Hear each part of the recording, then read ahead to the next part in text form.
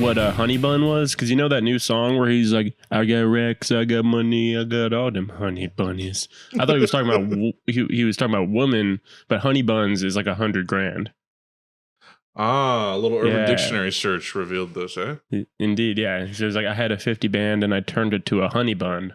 I was like, what? I had a 50 band and I turned it to a honey bun. I thought he said I turned it to $100, like he spent it all on stuff, you know? But it's a honey bun. It's a honey, 100 honey bun. Right. So that's why, because you spent a honey. Genius. I've been preaching the genius of Yeet for years, and you've certainly been a fan of him for a while, and I'm glad you've taken a liking to him. He's for sure my favorite rapper right now. We talk about it, yeah, same.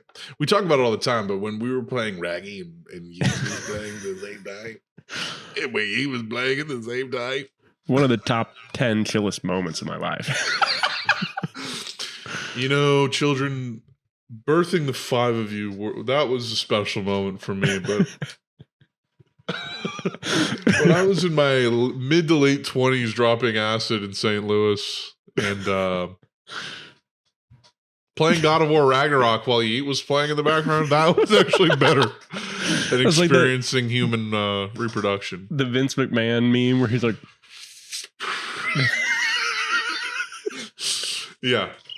What was Yeet and God of War Raggy on acid like? Grandpa, what was it like dropping goobs and then ripping Yeet and Raggy simultaneously? Yes. In 2022. Yeah, I know. It's just funny. I love that meme. That meme's taken off like a motherfucker. It has, yeah. The one's about like, what was it? What was it like in 2007 loading up Halo 3 for the first time?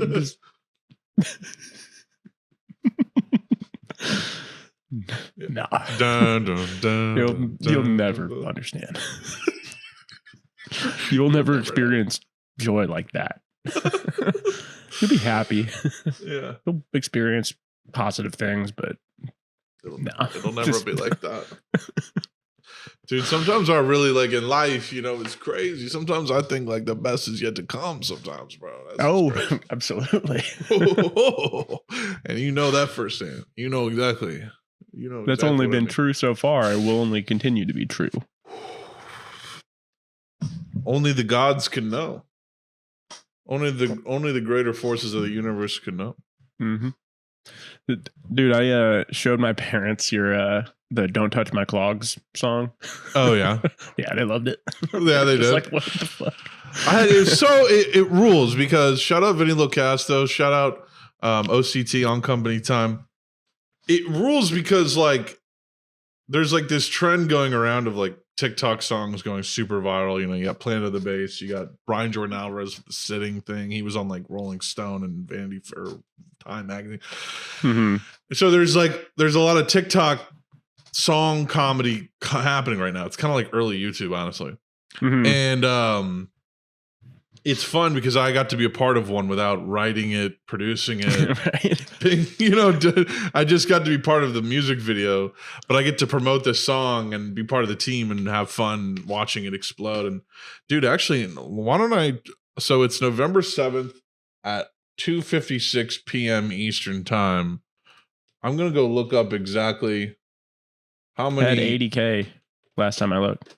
Dude, it's got 121K now. Wow. So 50% increase in a day. In 3 days. Well, just from yesterday. Had like. You checked crazy. Yesterday, it had 80. Yeah.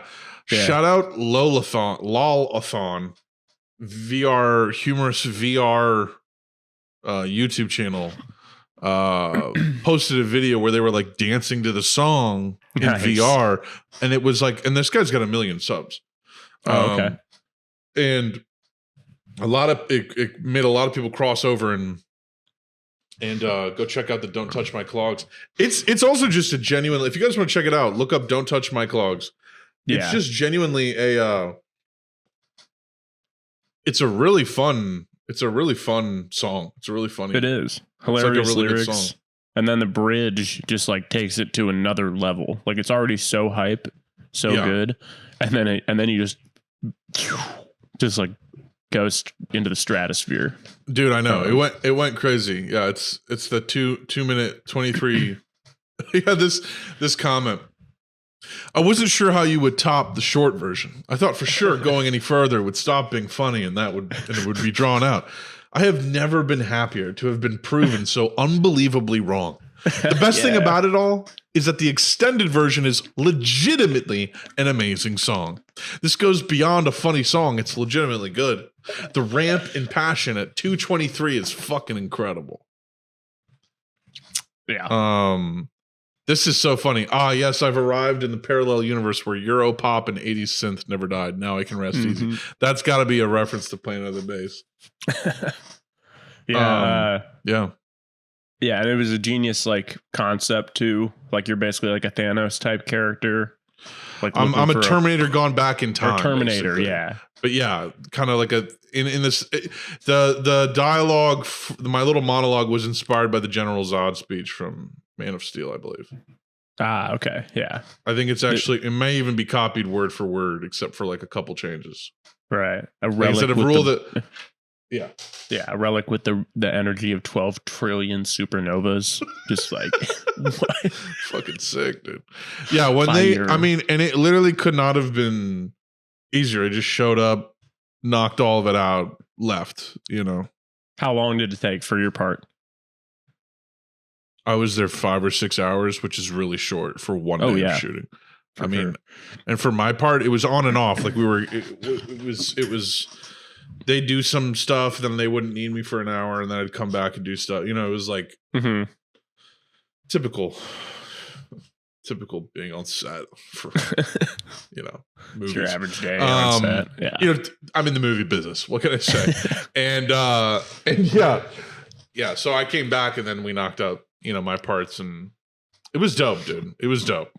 They were really hyped to have me. They were really just complimentary of me, and I really appreciated them including me. And I fucking genuinely think the song rips, and I know it's good because it got stuck in Trish's head. And Trish loves a good song. Trish has very good taste. Trish is a singer-songwriter. She has good taste in good songs, good pop music, and boy, did this get burrowed in her head. If I play it, she'll start singing along. Like nice. That's how but yeah, 121K views, 13K likes. That's a lot of likes. That's good. Yeah, it's a great ratio. So shout out once again, Luke and Peter Pappalardo, Vincent LaCasto, writers Tommy Vatanen and Tuomo Carander, and Big Bad Beats helping with the producing side of things, and the director as well, James Grachos. It was good shit, man. And who are these guys? Because that's like the first videos on their channel. There's like 3.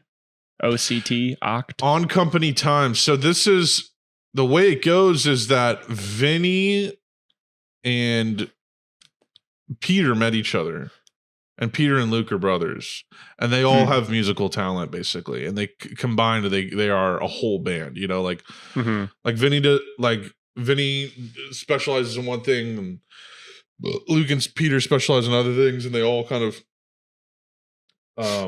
are from a similar region in New York, and they're just they're a band. They decided to start a band because they do make a lot of songs, and it's like they're pretty good at doing it. Yeah, I mean, I would say, is this their first song as this act, or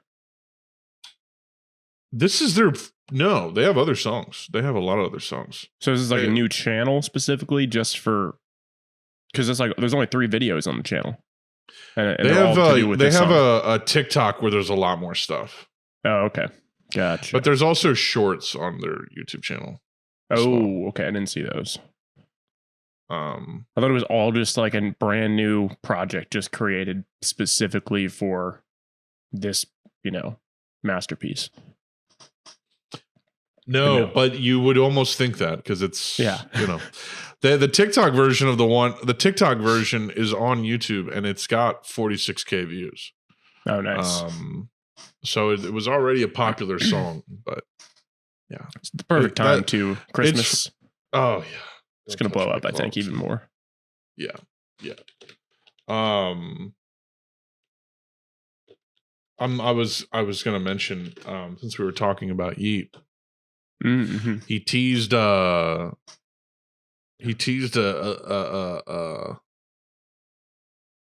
I think he has like a record label basically. Oh wow, okay. Like lifestyle, like his merch line is now a record label thing, and I think it's teasing his new album. But the record label seems to be called. Let me see if I can find it. Yeah, Lifestyle Corporation. It was weird. It's this trippy like Ooh, AI dystopian video. yeah. And I was already following it, and it's got this like logo, lifestyle, like evil corporation vibe, and it's like all about it. The whole video is about like surveillance, and they're watching you and everything. And I think that's going to be like Yeat's like record label, which is really cool. I think it works with his. He makes apocalyptic music. I mean, he makes music that someone who is just brain fried from reality.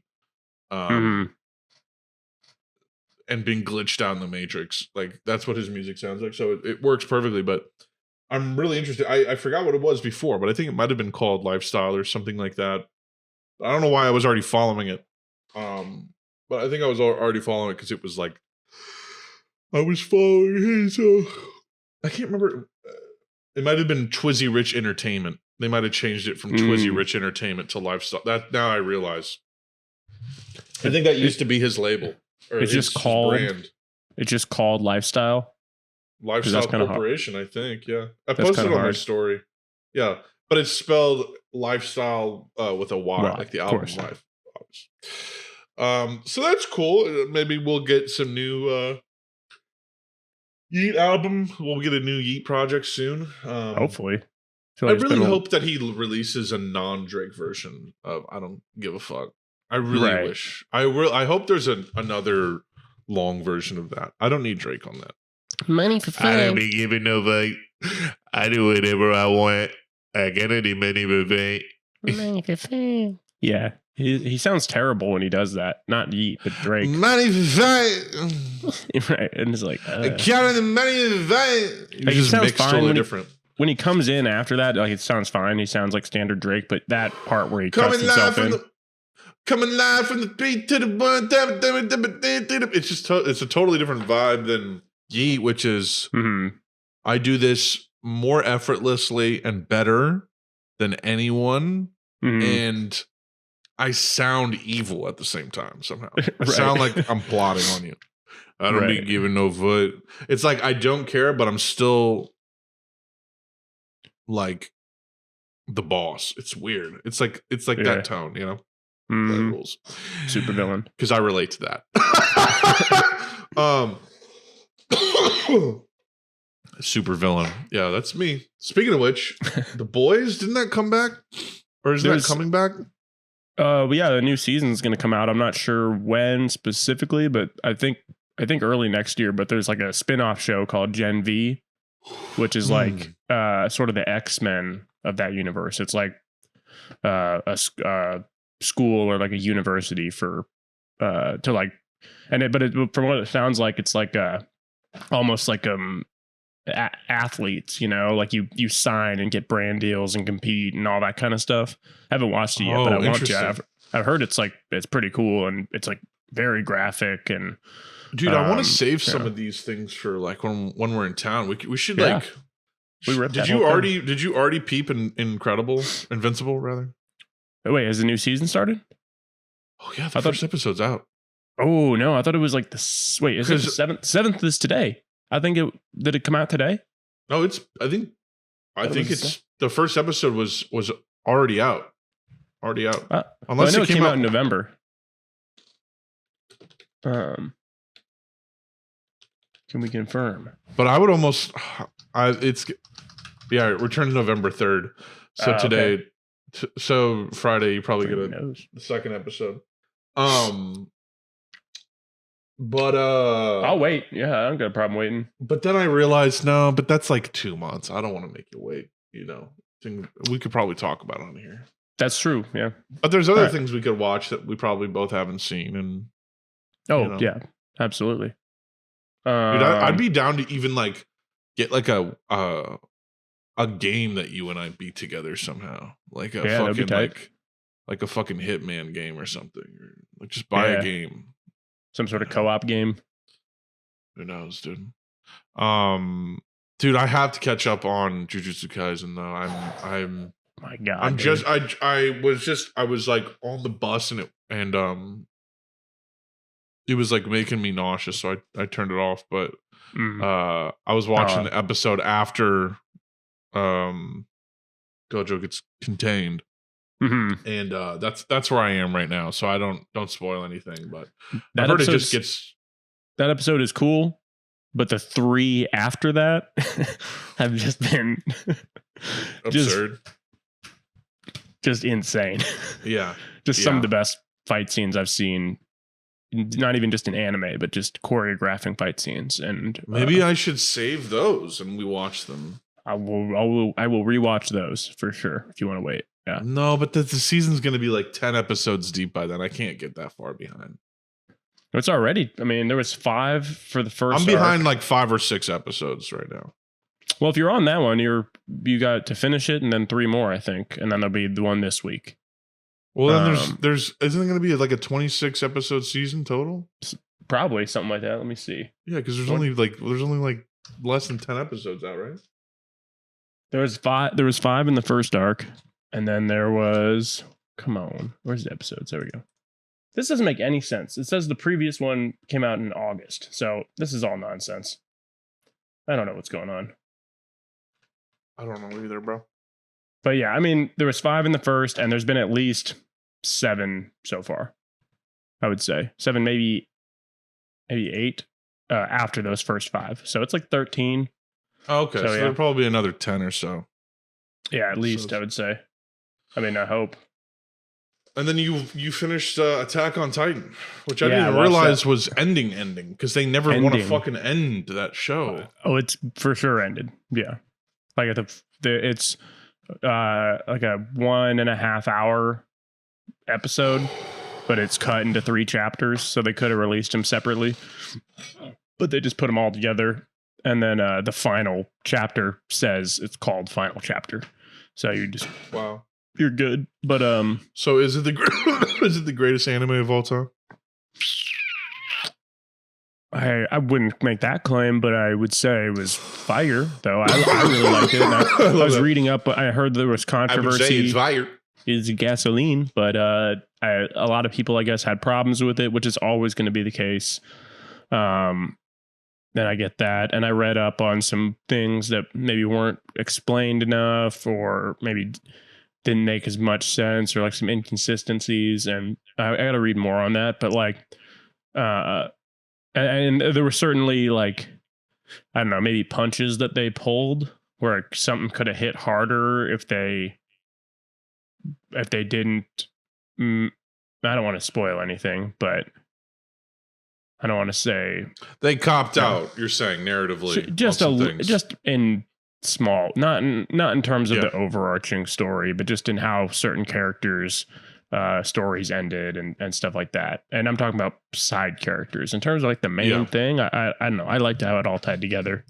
They did it justice when it comes to the main stuff. Yeah. It all made sense to me, and like you don't expect it to go into this straight up just like sci-fi, like, you know, meaning of life, fucking type existential, exactly, very existential. Like that's what it all boils down to. And it's just really trippy. And then the action scenes of them freaking thwipping through the, you know, I mean, have you seen crazy? I mean, well, they have who does their animation? Mappa or whatever the fuck. Mappa, yeah, I'm pretty sure, right? Or no, they switched it because for the last season. Yeah. What are they called? Not Bones. Bones. They do My Hero Academia. They do. Mappa, and, yeah. It was for Mappa? the last one, I guess. Okay. Yeah, they did. They crushed it. There was so many insane scenes of them using the what is it called? ODS gear. The, you know, their cables swinging yeah. through everything. Like, holy shit. Yeah, they changed studios for their last season. Yeah, and honestly, like you can get mad at them for taking so long or whatever like that, but I just try to view it as like if you watched them all in a row, how would it work? You know, I don't really care about the timeline. I mean, it definitely affects certain things, but man, it started in 2020, season 4, December 7th, 2020. Season 4 started in 2020. December 7th, 2020 through November 5th, 2023. My God, dude. So nearly a 4-year season. And the show started April 2013. I need to start watching over Vinland 10 years. Saga too, because Mappa did Vinland Saga season 2. I've heard that's really good, but I've not. They also did yet. Chainsaw Man, Mm-hmm. Hell's Paradise. Yeah, I need to finish that. I was watching it and then I moved and I just like haven't hopped back on, but I'm halfway through that. That one's pretty cool too.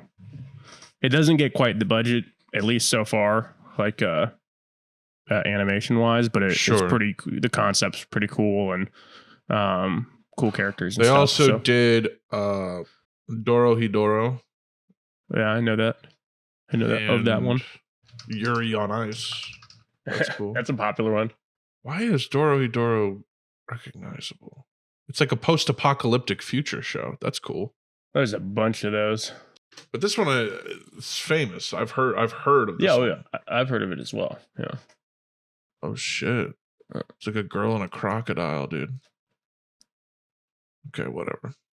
Dude, the English voice actors for The Boy and the Heron, they've done like previews of like how everyone sounds. Oh, yeah, it rules, dude. Robert Pattinson, like I don't even know how he's doing that with his voice, but it's crazy. Your mother, she's awaiting your rescue. So awesome. Awesome, dude. Yeah. We definitely got to go see that. Oh yeah. We'll rip that one when I'm in town for sure. For sure. Yeah, we'll pop 100 Miller. Just bye-bye, baby. Yeah, what else? Man, what other movies are coming out? Let's see. Oh, Napoleon. Dude, I'm seeing that with Maxwell. Really, Scotty? You seen it in New York? He just texted me today. He was like, bro, are you going to be out of town for Thanksgiving? Because we have to see Napoleon. Oh, yeah. Let me look. We got The Marvels coming out November. So this is this Friday. Today, or this weekend, yeah. The Marvels, The Holdovers with Paul Giamatti. I want to see that. Oh, shit. I got to. What? Yeah. We gotta see The Holdovers. Oh, you're texting Maxwell. I'm just texting. I'm texting the film boys. Oh, okay. Freaking The Holdovers. It's directed by fucking Alexander Payne, who did Election and or actually no. Yeah. Alexander Payne, who did like Election and Sideways, which are 2 great movies, and I haven't seen The Descendants, but he did that. That's like an Oscar-winning movie from 2011, George Clooney. But this one's got Paul Giamatti. It stars Paul Giamatti. So it's I saw the trailer at the creator. Yeah. I was like, boy. There's also the Manodrome, which sounds interesting, but it's getting bad ratings. I don't know that. There's also what you said? I was just thinking of we did a Paul Giamatti impression, but I can't remember. But it was him as a character, but I can't remember what. I think it was. Oh no, it was him as the Joker. Yeah. Yeah. Okay. Oh yeah. Why so serious, right? Jason Shepard. Also November 17th. So November 17th, Hunger Games: The Ballad of Songbirds and Snakes. That's gonna suck. Thanksgiving, which is a horror movie, Eli Roth horror movie. That could be fun. There's a Trolls movie coming out. November 22nd, Napoleon comes out, as well as Wish, which is a Disney movie. Yeah, it's like, dude, there's so many like all these movies and shows now where they're just like, what do we call this? And they're like, just call it Thanksgiving. Like, make it really hard to Google, you know? Like wish, right? yeah. Just like, what's a very basic concept that we can just build an entire movie around without wishing. having much more to it than that? Yeah. Yeah. So it'll be like a little star Wish character. will follow a young girl named Asha who wishes on a star and gets a more direct answer than she bargained for when a troublemaking star comes down from the sky to join her. Oh, interesting. So a star actually comes down. Well, that'll sell a lot of toys. Good for them. Let's see here. What else? Godzilla -1 coming out December 1st. Silent Night. What is this? Is this like a John Wick adjacent? From the producer of John Wick. Yeah.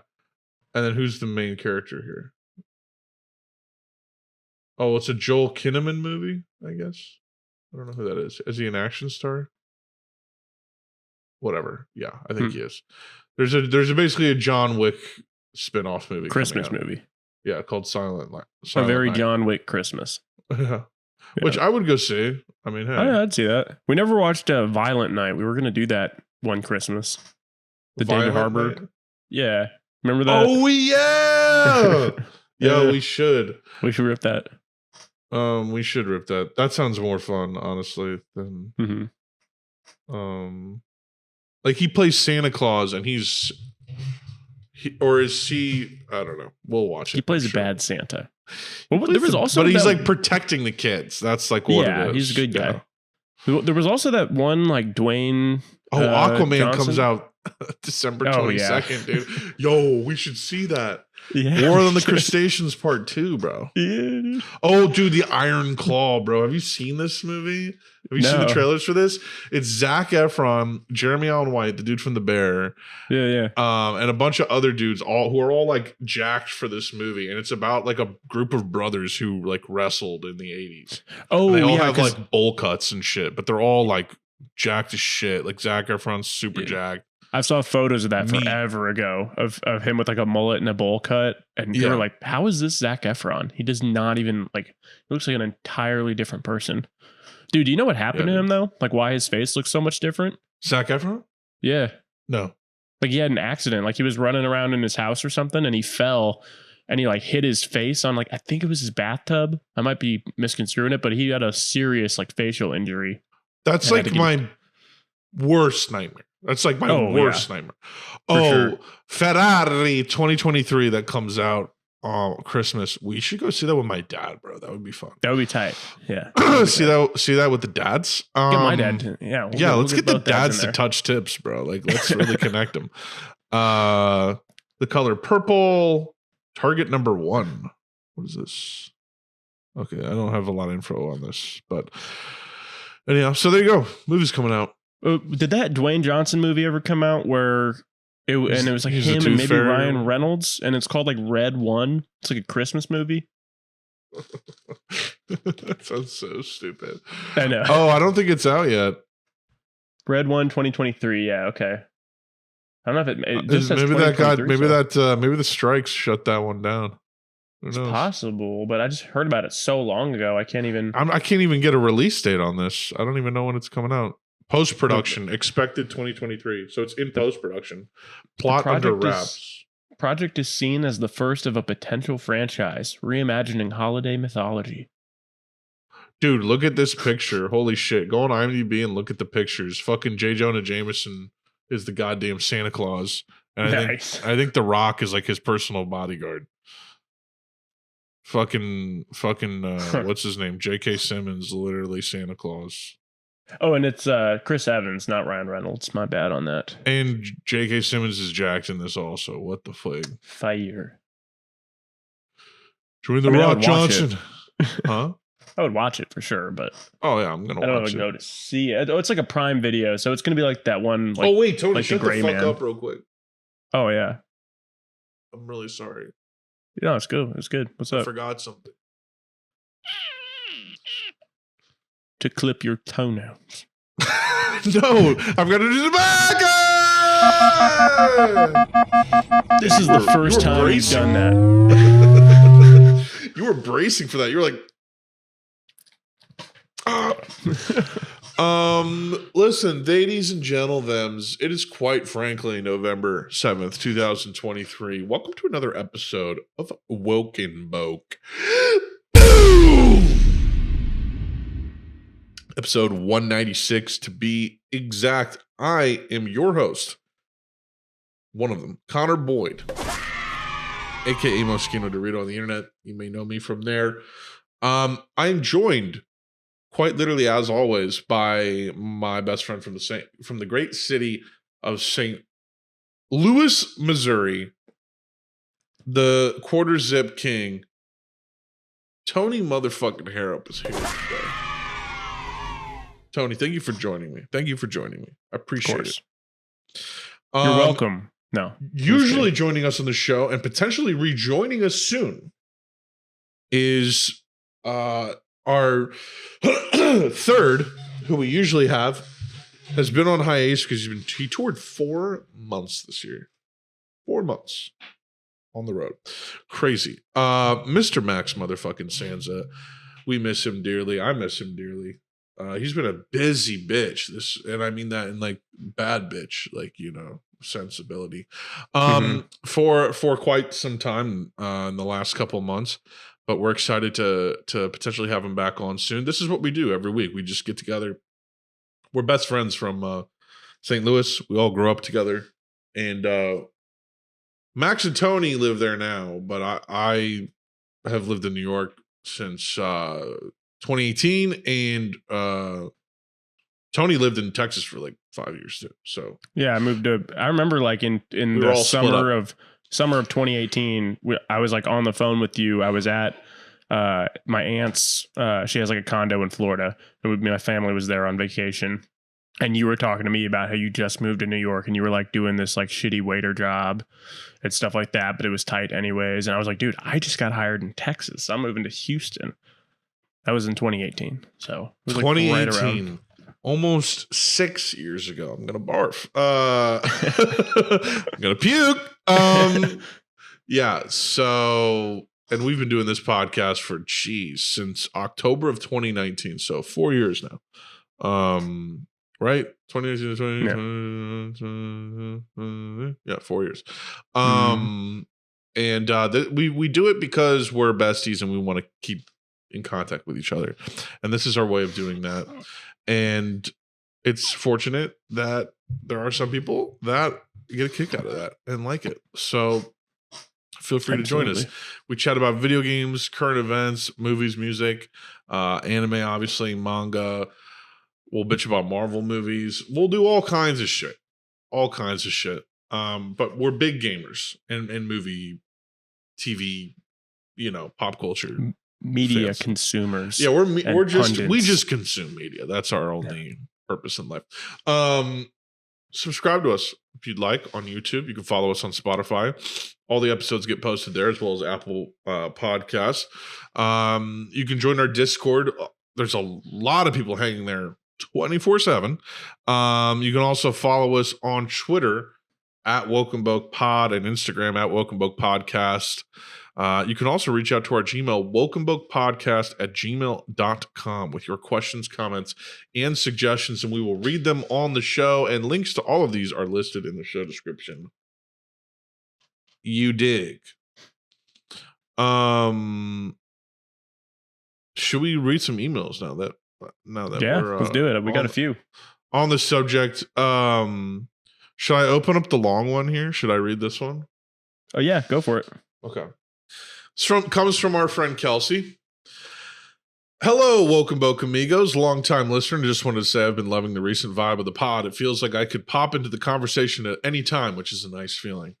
This email will be too long, but I wanted to share my thoughts on the recent releases Killers of the Flower Moon and The Creator, because wow, both films have made a notable impact on my psyche.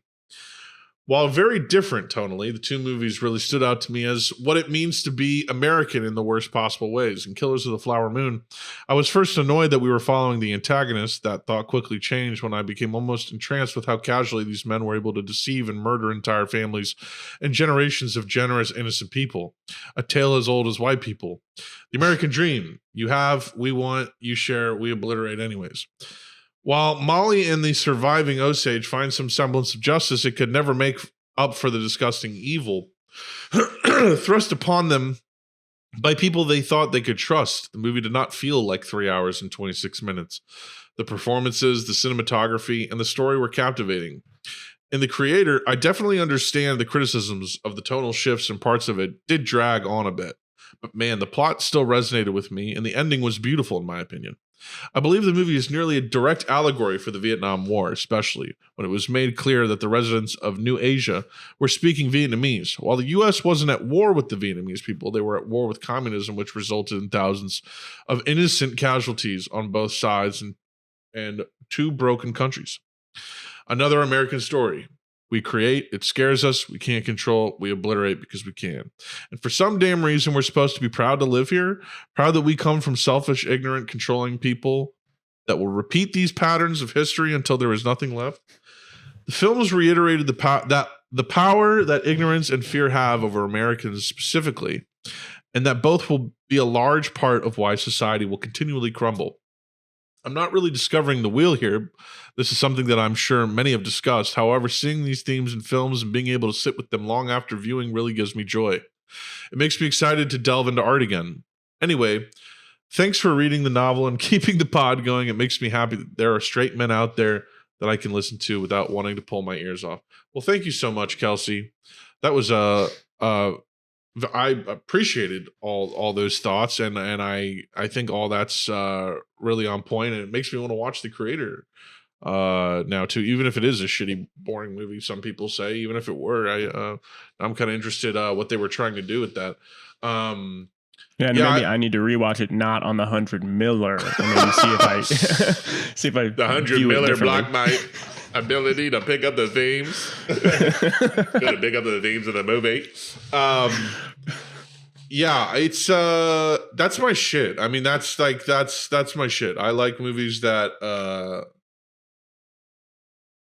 are about the evil white oppressor human beings, like evil motherfuckers. I'm more interested in movies about evil that follow evil people, because it's what it comes down to. They're the ones creating reality. Mm-hmm. Their violence, their evil is the one that puts us in our condition, in our situation. And it's like, so why is that? What's the psychology behind that? And it makes for good storytelling because they're the monster, Mm-hmm. And also it like in the modern, like, Americans think they're like the protagonist of geopolitical reality. And if that's so, we're following the villain of the story. Right. So it's very interesting that she mentioned that. Yeah, I'd say like I don't know. I feel like I did. I mean, I definitely picked up on the sort of messaging of The Creator, and like, yeah, the big bad West has like a freaking satellite spaceship that can drop nukes on Asia. It's horrifying and such. It was on point in terms of painting that picture of just like the military industrial complex of the West just kind of running rampant on the rest of the world. Now that will probably happen unless someone stops us. Not that I'm saying I hope that happens necessarily, because that would probably be bad for me and my family. But what would be bad for you and your family? If America wasn't got I mean, yeah. I'm just saying. Son, if America got, the world is got. That's bad for everybody. So it hadn't. So that was all on point. It had, my complaints with the movie had a lot more to do with the acting, the dialogue, and that kind of stuff. In terms of, so I think there's probably more that I can get from it. It doesn't sound like it was executed and produced and edited and everything, cast maybe as well, in the best way. But I appreciate even the worst films that try something, right. It had a lot of the right pieces. It was just put together weirdly, you know? Yeah. Yeah. Some of the wrong pieces. Maybe we should rewatch it and just clown on it. Yeah. I'd be happy when to. I'm in town. Yeah. Wait, have you seen it? No. Okay. Yeah. We'll watch it when you're in town. I'm sure it'll be, sure. dude. I bet you in 2 months that thing's going to be streaming. Absolutely. Oh, for sure. Yeah. It'll Yeah. be on Prime or for something. Isn't it such a weird time where like a movie will come out in literally 90 days or less? You can watch it in your home. Yep. It's like, why are movie tickets going down? Yeah, because people are like, it's cold outside. I'm just gonna wait for this to come up on my Fire Stick menu. Sorry. Mm-hmm. Why are movie tickets slowing down? Get up, go. Spend $20 to view something once. Go. Right. You paid the same amount for one thing of popcorn. Yeah. And then if you have to pee, you miss some of it. Yeah. Fucking the movie industry only still exists because it existed before. You could never pitch the movie industry nowadays. You can never be able to be like, here's what we're gonna do. Here's what we're gonna do. We're gonna have a chain of thousands of brick and mortar theaters that we show one viewing of a movie on a big screen. Everyone comes in, buys $25 worth of popcorn, and then sits on a recliner and then leaves. And it's like, yeah, that would never happen now. It only exists because there's a precedent. People are like, oh, the movies, but you couldn't pitch that to it. If you told a Gen Z kid, it's like, hey, you can either have this movie right now on the thing in your pocket right now, or you can travel to a theater where there's interactions with human beings and, rules and shit, and it doesn't pause, and go see a movie. And by the way, you're gonna spend about $40. Like, I don't think you'd have better luck like pitching sort of like a mini theaters where you rent out, like maybe it's like you would have better luck pitching, hey, let me pay you to go watch something. Yeah. Well, I'm saying, like, say it's like a 10 or 15 foot screen and you can rent it out for like you and up to like, 10 people or 20, and you can pause it whenever you want. You can, that it's more personalized, and you can fit like 100 of them in there, and then they have great sound and all that, because not everyone has a big TV. That would be interesting. An interesting middle model of like, it's like a 20-seat theater that you can rent for the night, parties. And you get a new movie. You get like Killers of the Flower Moon, and you can watch it as many times as you want for 5 hours, and you can rewind it and pause it and fast forward it, and it'll be projected and everything perfectly. And you guys can all agree on like an intermission for like those 3-hour movies. So it's like, all right, guys, let's go pee. Like, that would be the better model. Because not everyone has a good TV setup at home, and not everyone has like really comfy reclining chairs and all that stuff. So, maybe we invent that shit. Crazy. Sorry, my girlfriend's like blowing you up. Oh no. You can cut this part out, but like my trivia host is like a Zionist. And, and it's like, gotcha. I'm just like, he already like wasn't doing good trivia. Like the fucking questions would be they'd be like riddles. They'd be like, you'd have to pick up on the puns and riddles, and then the answers would be things you've never fucking heard of. And the whole point of the trivia is like, oh, the questions are the question. The answer. The answer is really obvious, but the question's the hard part. You got to decipher what the question is. And it's like, it'll be a fucking hard question, and then it's like an impossible thing you've never fucking heard of. And it's been pissing me off for months, because we've gone there since the summer. We've gone there like every week, trivia every week. And it's just been getting worse and worse and worse, because he like thrives, because people yell at him and boo on him when like the questions suck. And like he almost thrives on it now. So it's almost like he's doing it intentionally. And I'm like, no. I'm trying to play trivia. It's already hard enough to know a trivial answer, but to decipher a fucking question, and then you're digging from the lowest scraped barrel I've ever seen. You know what I mean? Like, yeah. You can include this. I don't give a shit. Actually, you can include all this. I don't give a shit. And it just pissed me off, man. It was just like, bro, like, and I like the guy. Love the guy. He's a sweet guy. But yeah, he's like comment. It's like, ask me like who had the most home runs in 2007, or like, yeah, something straightforward. What's the song playing? Do you know it? You know, it's like Right. fun stuff like that.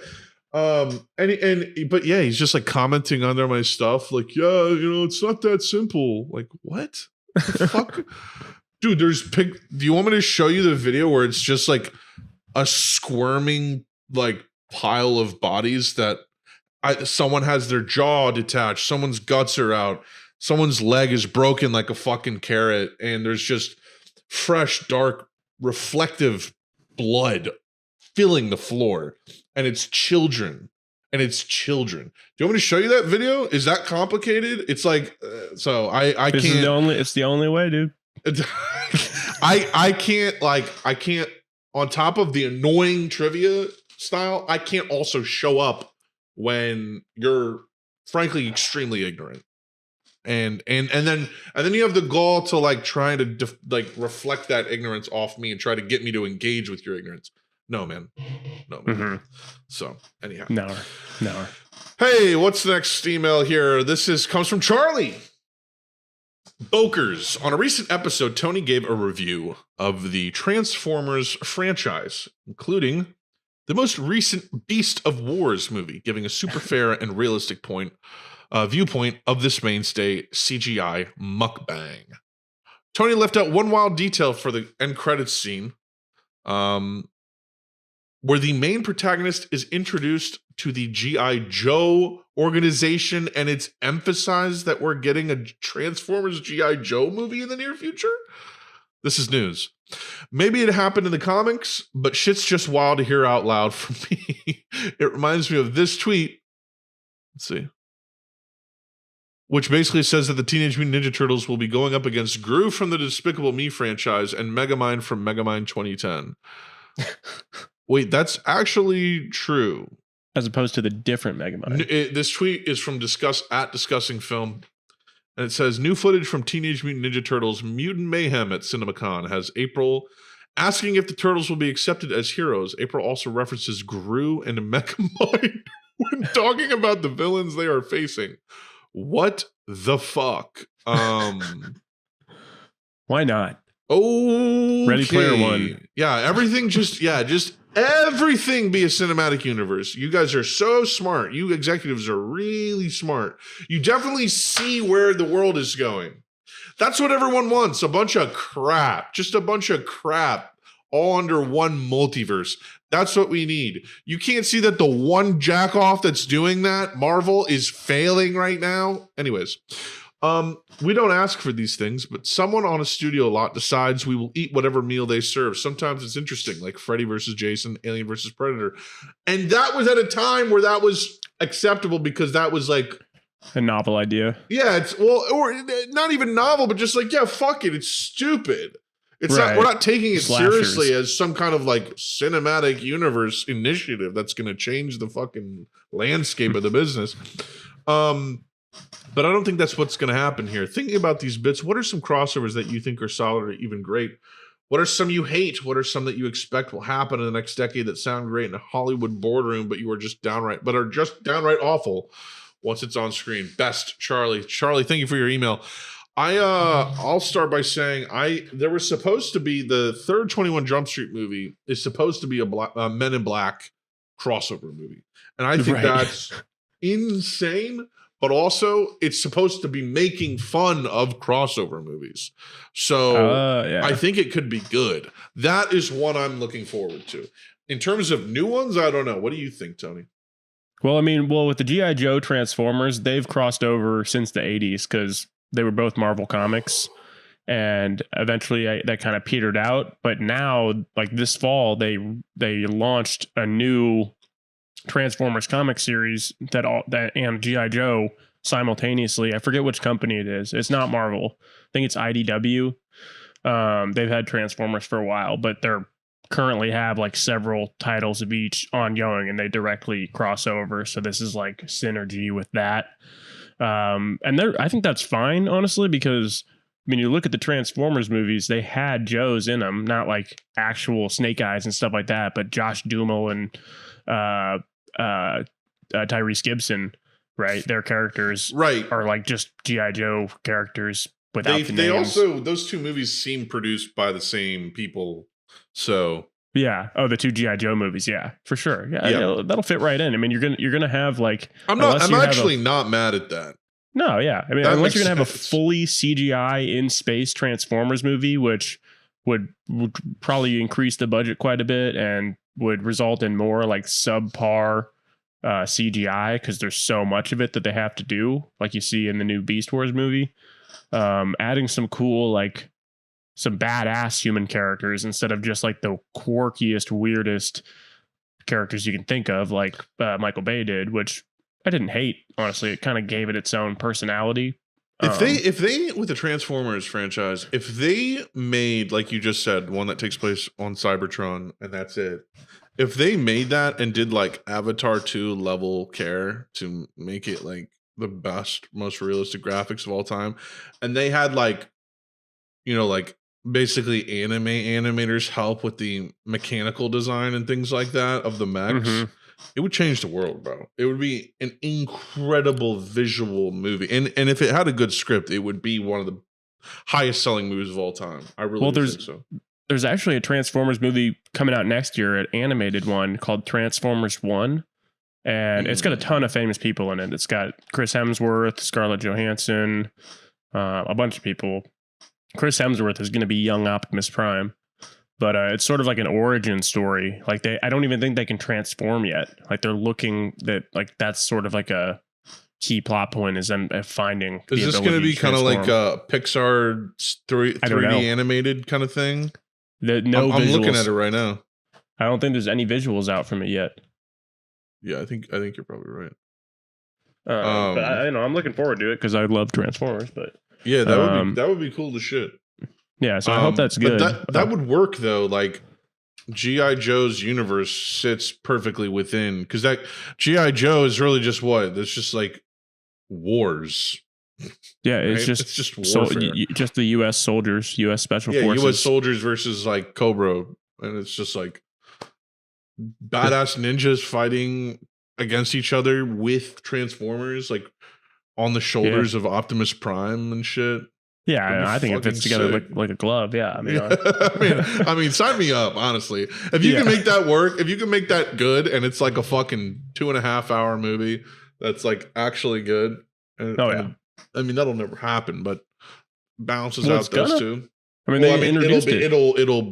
will yield it onto the universe, but I don't know if it'll be of quality. Right. In terms of crossovers that I think are solid or even great, I mean, I can't think of any ones that we haven't mentioned besides like, you know, Freddy, Jason, Alien, Predator. I think there's just IPs they're completely fumbling on. The fact that they haven't made a good Halo movie is so ridiculous.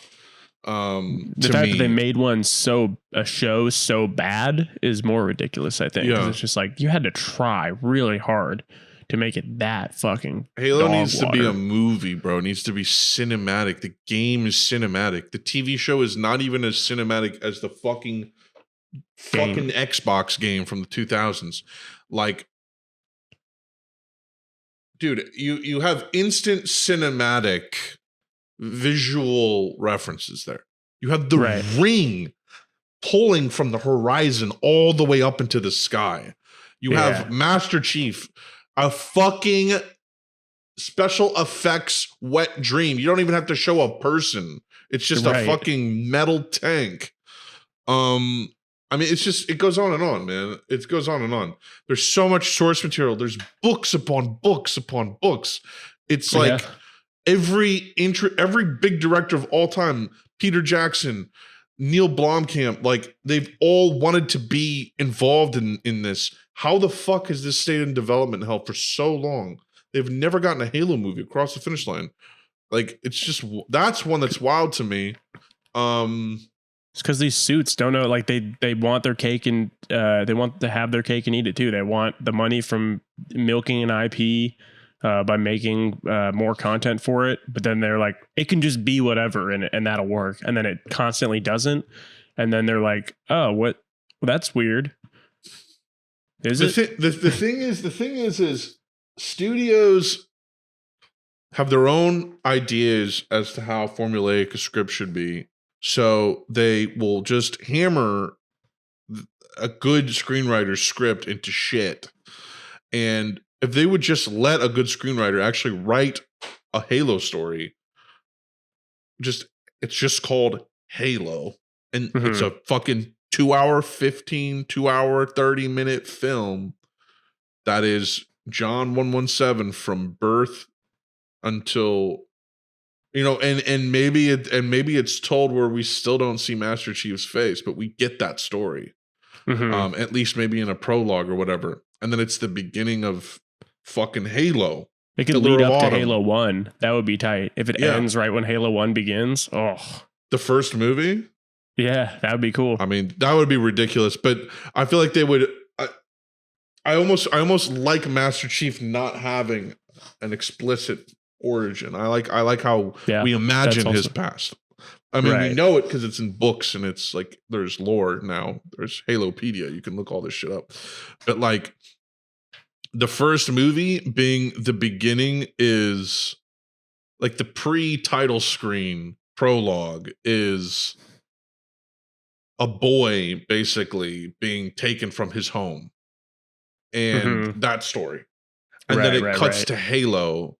And then, you know, it's like the plot of the game Halo. It's fucking, it starts with the Pillar of Autumn. It lands on, it's like, do you guys not get that was a good story? Like we like Halo also because it's a good story. Like Halo's a great game, but it's also like something had to carry you through like 20 hours of just bashing elites on the head and throwing grenades and pistoling people and sniping and like you still need a story to play 20 hours of gameplay, you know, a lot of the time.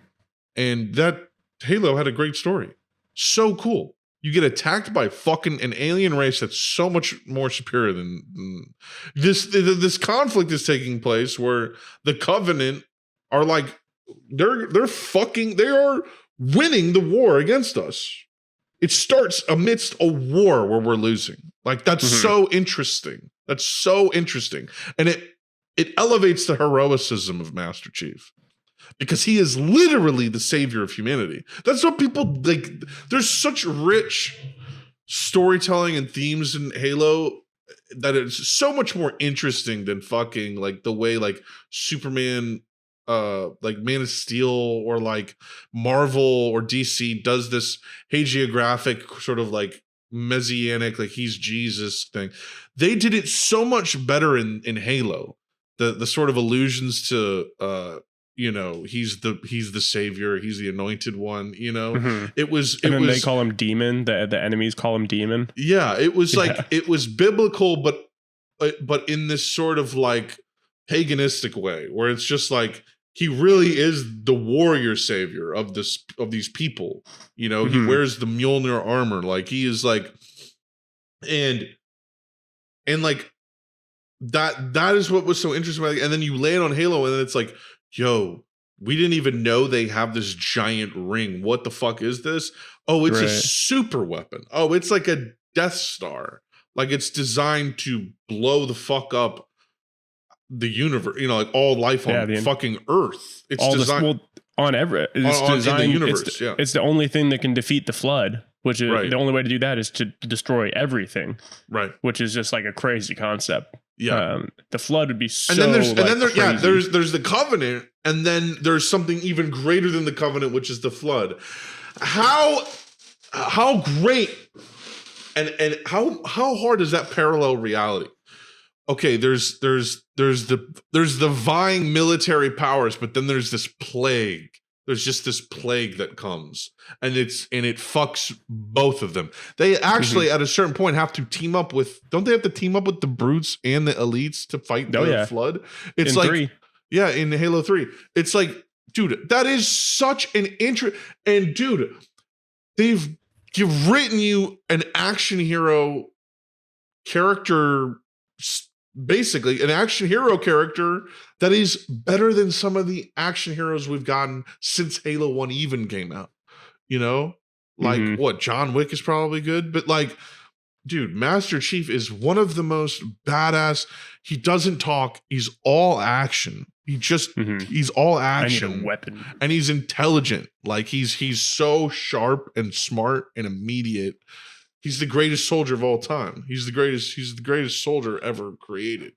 And it's like, dude, the fact that they haven't been able to make a good feature film of Halo, absolutely fucking pitiful. All right, this next email, we'll wrap up our episode here with this. Comes from Joey. A couple suggestions. Hey boys, hope you're doing well. I had a conversation a week ago with my Tunisian buddy and eventually got on the subject of Algeria in the movie The Battle of Algiers. Have you seen this? Have you heard about this? Had to watch the movie for a class in college and genuinely enjoyed it. It is an Italian-Algerian film from 1966 about French-owned Algeria and the uprising of the colony's people. Very enthralling movie that's generally historically accurate and has a solid antagonist, Angry Frenchman, and apparently very accurate assassination scenes and methods conducted by the Algerian counterparts. Highly rec. On the topic of last week's sports docs, I've also heard good things about the Netflix doc on the 2000s Florida Gators football team, where something like 80% of the team is now in prison or dead. That is interesting. Yeah. I will have to check that out. I'll have to add that to my list. Coached by Urban Meyer with QB Tim Tebow and other players like Aaron Hernandez and Cam Newton. It seems like it's got good potential. Keep up the good shit. Love the podcast, and you guys are fucking rad. Joey, thank you so much for the email. Thank you. Yeah, I would imagine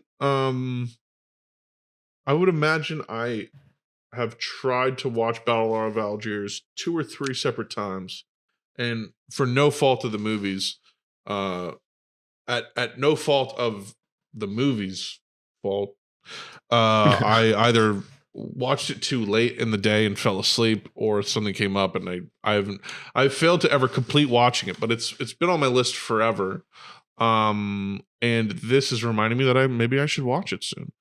But yeah, I used to watch Criterion Closet videos too, and a lot of people would recommend that. That's like one of their favorite movies.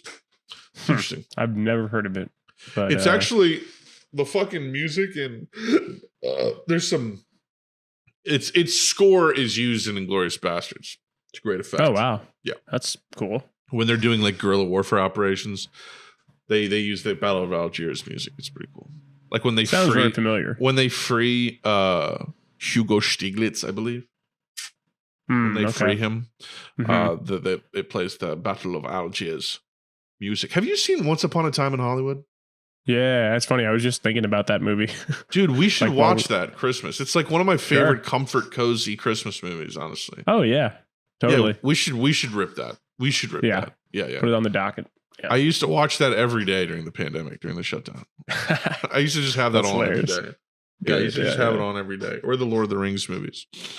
That's tight. Or the Irishman. It was all those movies. That was the rotation. I would just throw them on during the day.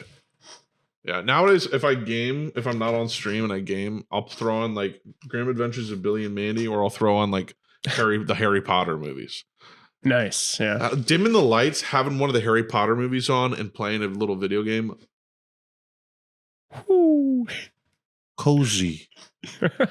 All right, everybody. Dude, have you seen the remix going around of that scene from Harry Potter 1, where it's like the end and they're doing the chess game, and he's like, "Do you want to stop Snape from getting that stone and knot? It's got to be you, Harry, not me, not Hermione, you." And then it drops, and it's just like a techno song, or like an EDM song. No, you got to find that. I will send that to you.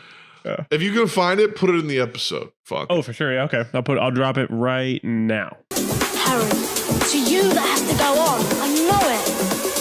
Not me. Not Hermione.